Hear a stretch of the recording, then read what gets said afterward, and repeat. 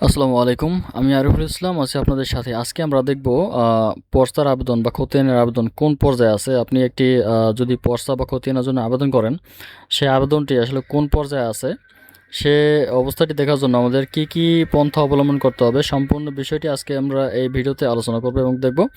তার আগে ছোট্ট একটি রিকোয়েস্ট, আপনি যদি আমার চ্যানেলে নতুন হয়ে থাকেন তাহলে চ্যানেলটি অবশ্যই সাবস্ক্রাইব করে রাখবেন এবং যারা অলরেডি সাবস্ক্রাইব করেছেন তাদেরকে জানাচ্ছি অসংখ্য ধন্যবাদ। তো তাহলে চলুন আমরা ভিডিওটি শুরু করি এবং দেখি যে কীভাবে কি বিষয়টি করা যায়।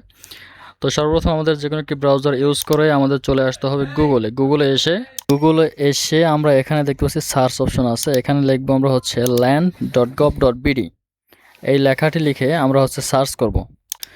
যখন আমরা এই লেখাটি লিখে সার্চ করব তখন আমরা দেখতে পাবো যে আসলে ভূমি তথ্য বাতায়ন যে অপশনটি আছে, যে ওয়েবসাইটটি আছে, সেই ওয়েবসাইটটি আমাদের ডিসপ্লেতে শো করবে। এখানে আমরা ভূমি তথ্য বাতায়ন এখানে ক্লিক করব।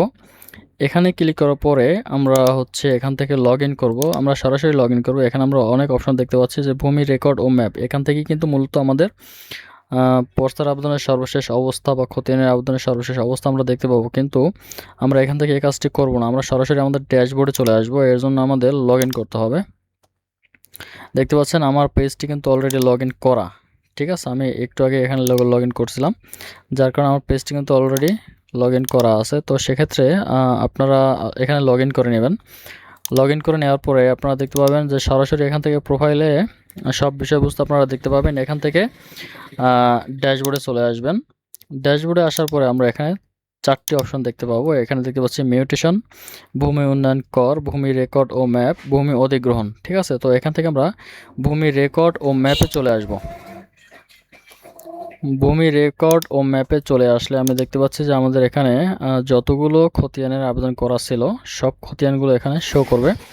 এবং এখান থেকে আমি দেখতে পাচ্ছি যে আমার যে প্রোফাইলটি আছে এখানে মোট হচ্ছে 265 আবেদন প্রদানকৃত, অর্থাৎ আমার 265টি আবেদন হচ্ছে এখান থেকে করা ছিল, আমি সেবা গ্রহণ করেছি। এবং মোট আবেদন হচ্ছে 267 এবং আমার পেন্ডিং আছে 2টি, ঠিক আছে। 2টি আবেদন দেখতে পাচ্ছেন, এই যে 1 নম্বর এবং 2 নম্বর আবেদন এখানে পেন্ডিং আছে। এখানে আমার হচ্ছে যদি একটু বিস্তারিততে আসি,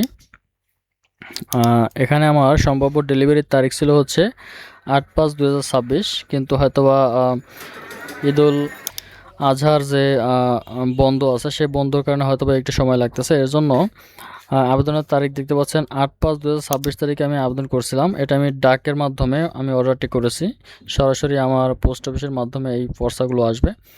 তো যাই হোক, এখানে আমি বিস্তারিত দেখার পরে আমরা দেখতে পাচ্ছি যে আসলে আমার আবেদনের সর্বশেষ অবস্থা ছিল এটা।